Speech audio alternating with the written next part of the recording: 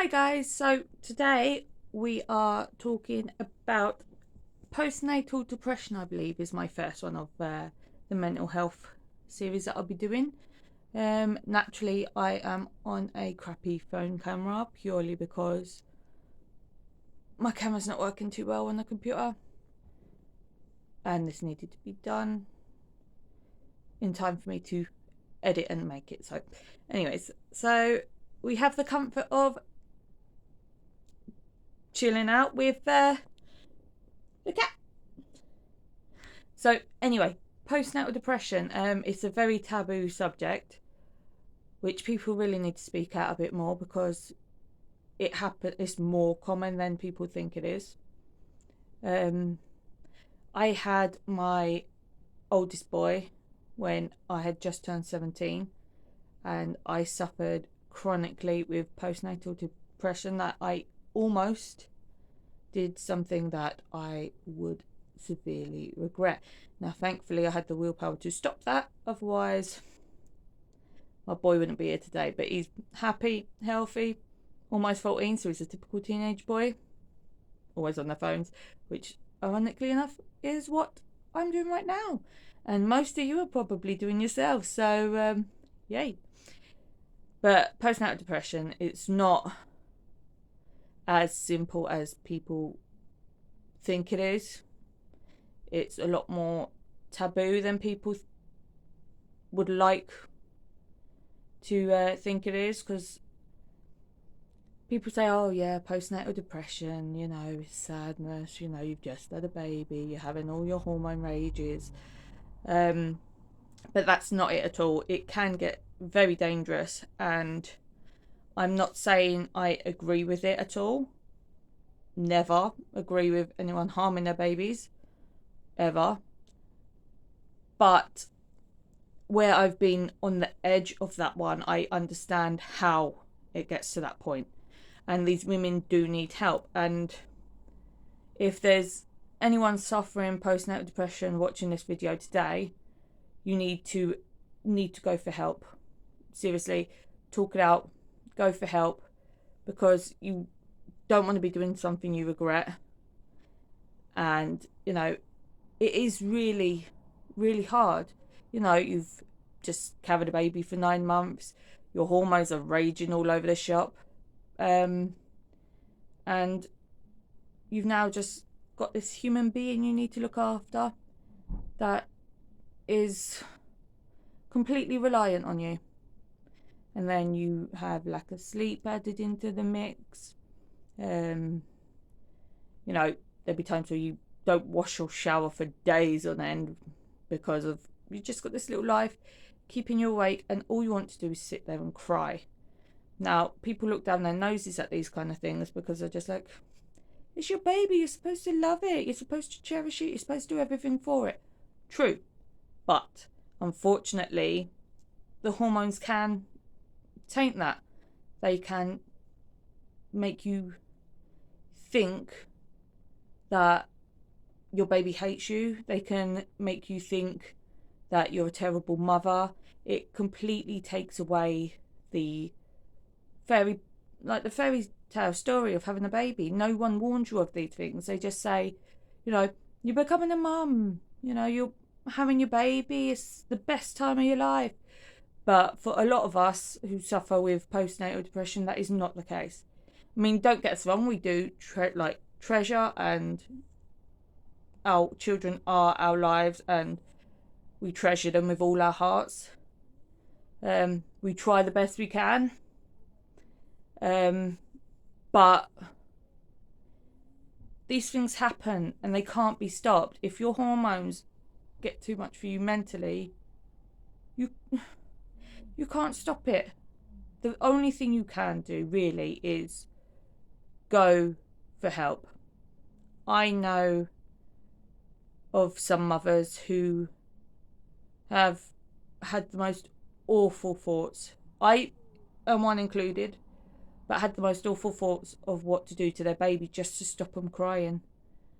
Luckily, none of them actually went through with it, but the thought being there, it's really harsh. Your You're not meant to feel these things as parents, and it can hit you at any time. You know, it could hit you on first, second, third, whatever, baby. It can hit you at a young age. It can hit you if you're an older mum. It can take anybody. And it is this horrible monster that sits on your back. And it's very underestimated and very misunderstood. And I had postnatal depression for a few years with my oldest one, and I had it bad but not as bad with my second one. The second one was all lack of sleep, colic, and it was more, I felt like I was such a terrible mother. I felt that he hated me. I felt that I wasn't cut out to do it again a second time. And it really did hit me hard. But with my first one, like I said, I had the most awful thoughts. And I look at my son now, and I'm glad I did not act on those. He is my world. He is my treasure. I would say he is my mini-me, because he looks very much like me and acts very much like me. But he's actually, even though he's 13, he towers over me to the point that he finds it funny because I'm roughly about the height of his chin now. So he does take the mick out of my height quite a bit. He is a very sassy boy, and he's such a character, and everybody loves him. So I'm glad that I never went through with it. But there are people who do. They hurt their babies. They sometimes kill their babies. It's not right. I'm not condoning it. But it is a matter of they clearly needed help and they never got it. So if you are suffering, even if it's just a little bit of depression, like in this form, or just depression in general, especially after having a baby, or your kids in general, it doesn't matter what age they are, go get help. Or confide in a friend, because I got to a terrible point in my life this year, and I didn't realise how fragile my mental health was, hence me now doing this mental health series in order to put that awareness out there and to hopefully encourage people to go forth and ask for help. I know most people think, like, we don't want to dump our problems on our friends. We don't want to dump our problems on our family. But it's not dumping problems. Like, even now to this day, I still feel like I am dumping problems, and I don't particularly want to be turning to my friends with every little downer I have, or my sisters, especially not my youngest one, for every little downer that I have. But if I don't, I could spiral again. And it's not easy. I will explain what happened in another one of my videos, because it is all linked into mental health. But this happened after I split with my youngest's father, and I didn't realise how much of a fragile state I was in. And some moron, I could use stronger words, but naturally being YouTube, I kind of don't want my channel being cut based on my second video. But they came into my life, showed me good stuff on a silver platter, pretended to support me and pretended to be an ear. And because, this is where it's really ironic, because I wasn't close to that person, I didn't worry about dumping my problems on them, exactly, because I wasn't close to them. Because I don't want to be putting all my crap on my siblings or my friends.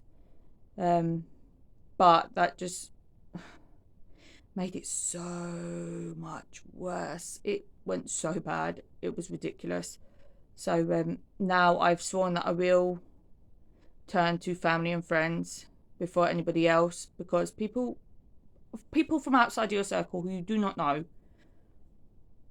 can ruin your life completely. I mean, don't get me wrong, it can happen with family and friends, but the likelihood of that happening is very slim compared to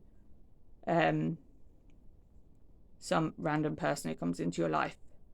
So with postnatal depression, as soon as you start feeling down, go to your doctor.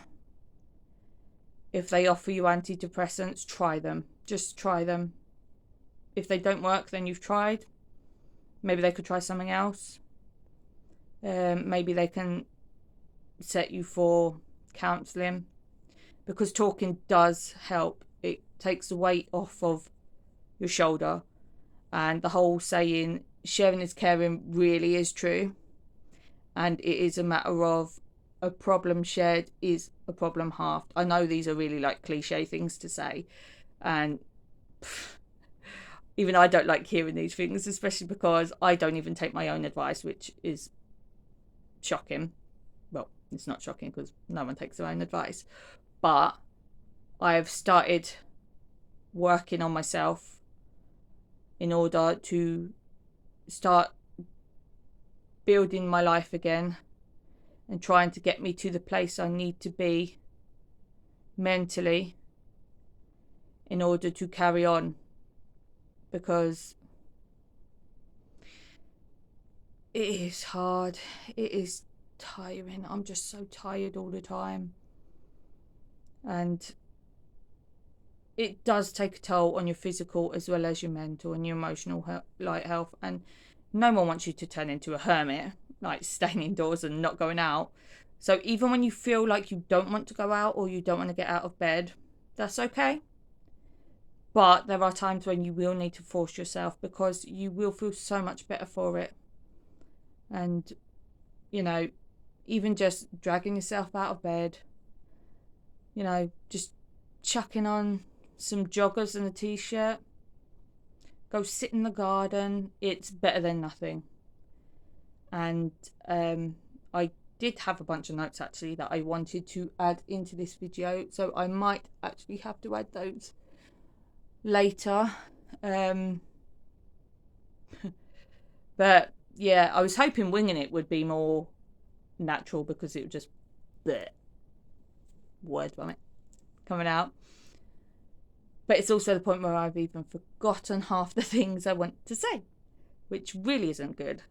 But I'll film a bit more later once I've had the look and just put these two together somehow.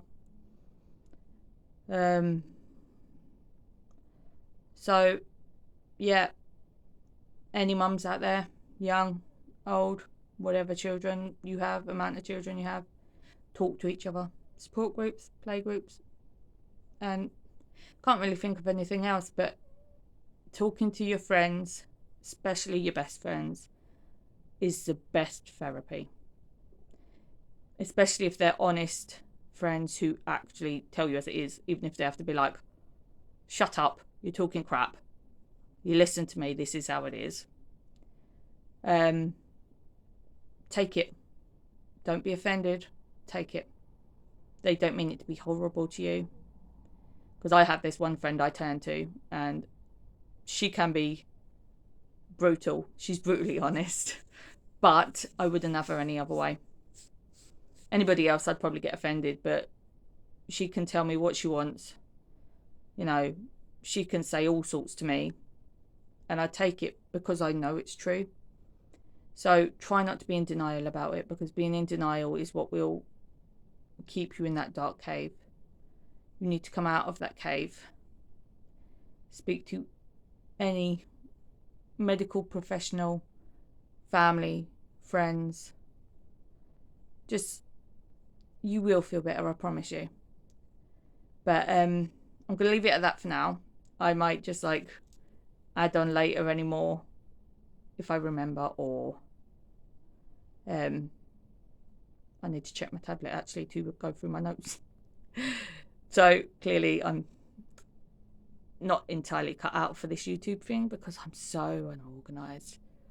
But who better than a natural, honest mother to talk about postnatal depression rather than it be scripted? But yeah, so this is my postnatal one. I might add some more on later, which will be obvious when I upload this. If I don't, my next one would be, I think my next mental health video should probably be just about depression and anxiety, just as a general whole, rather than just postnatal depression. Even though it'll be the same kind of idea, but I can share with you some things that I have been taught to try through my active monitoring, which is a counsellor but not a counsellor. They can't really get involved. They can only give you things to help, whatever that means. So yeah, I shall leave it at this now, and maybe I will add later. If not, I will see you in the next video. Bye.